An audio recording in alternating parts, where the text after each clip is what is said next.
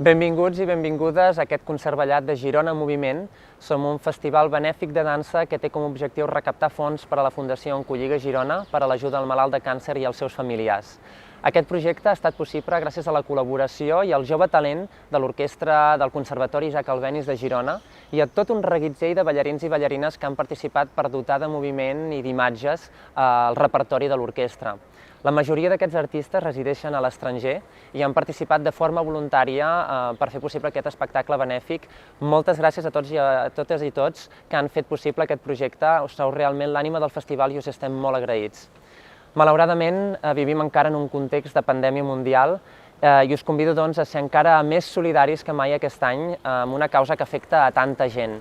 I fer-ho a través de l'art i la cultura, com per exemple a través d'aquest concertballat que hem preparat per a l'ocasió amb molta il·lusió. Desitjo doncs, que us deixeu emportar per la música i per la dansa i que ho gaudiu tant o més del que hem gaudit nosaltres preparant aquest espectacle benèfic.